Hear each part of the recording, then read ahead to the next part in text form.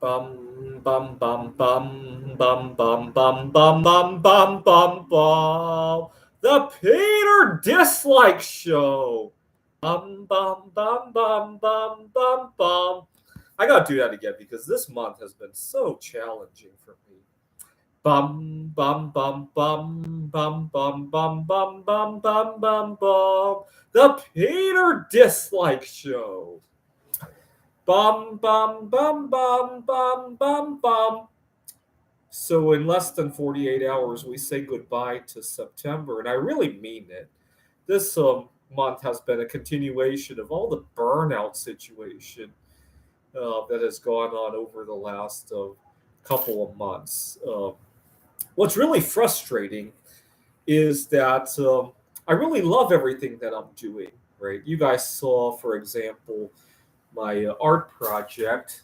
I'm just about to hit my milestone of having 1,000 of these to bring to my next art show. Once I have 1,000, I'll probably just keep it at that rate. When I sell some, I'll make some more. But I've been shooting for a round number like that. And I really love interacting with people at the art show. I actually, a lot of times, actually don't care so much how much money I make at the art shows anymore. It's about keeping the career humming along, right?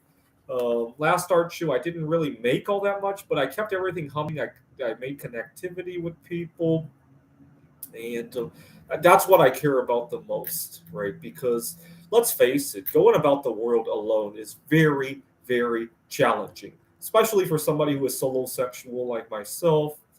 And so, I was thinking one time, how does because one of my favorite musicians, Evelina Falenta, the Polish idol, she is most likely solo sexual.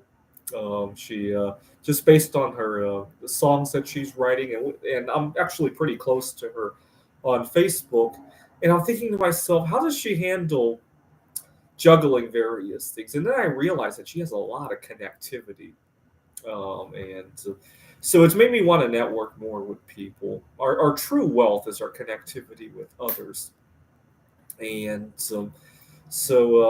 also I teach at two different colleges now, and unfortunately, I love all of that.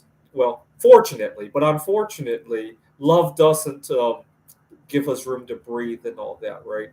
A lot of times, I literally don't have time to catch a breath. The other day, a few weeks ago, one day I arrived on the campus and I just wanted to catch a breath before going into the building. I didn't even have time to do that. I can't tell you how many times when I pick up the phone, I pray that I don't have too many messages to respond to, not because I dislike responding to them, just because of physical limitations and all that.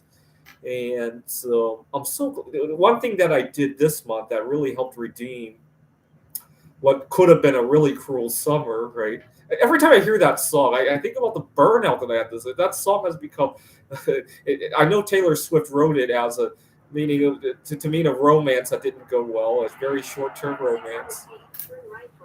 For me, it has become my romantic life with myself spinning out of control this all summer long. But one thing I did do right at the end of this summer was I went on the Yom Kippur fast. And the reason I really liked that fast was that it helped me recognize that sometimes I can bear a lot more pain than I think I can, right? So right now, when I have really tight schedules, rushing from place to place, see, I love everything I do. I wish I tried to Google if anybody has thought of this concept, but feel free to think about it. I wish we could have a clockless society. What do I mean by that? I love everything that I'm teaching. I love my art projects. It would be nice if all of that could float. Right? I guess the closest thing I've ever had to it is sometimes I have online classes that are asynchronous. Right, the student can watch material whenever they want. They can send questions and I can respond. That's about the closest I've ever had to a clockless society. But sincerely about that. So, for example, um, I mean, in theory, right, if we went back to working remotely, I teach computer science. I could, in theory, I could potentially teach people with all sorts of different time zones, right? And other people could as well. And if we just all like switch, if we could substitute it for each other, we could, in theory, right, do everything at our own schedules. I know it sounds wonky, but I want you to stop and think about it because that would be my dream, right? If I didn't have to rush schedules. See, a lot of people don't realize this, but it takes time to be on time, right?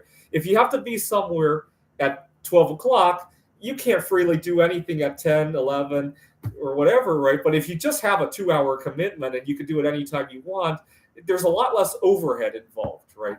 I don't know. The other day I was really frustrated about that. And so I coined the term clockless society. Unfortunately, I couldn't find any information on Google about it, right?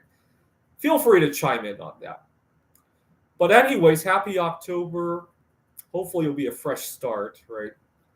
And hopefully Taylor Swift will write something about the best fall season she ever had, right?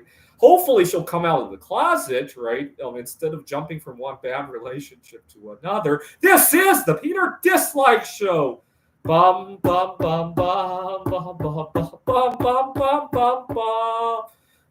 The Peter Dislike Show. Bum, bum, bum, bum, bum, bum, bum.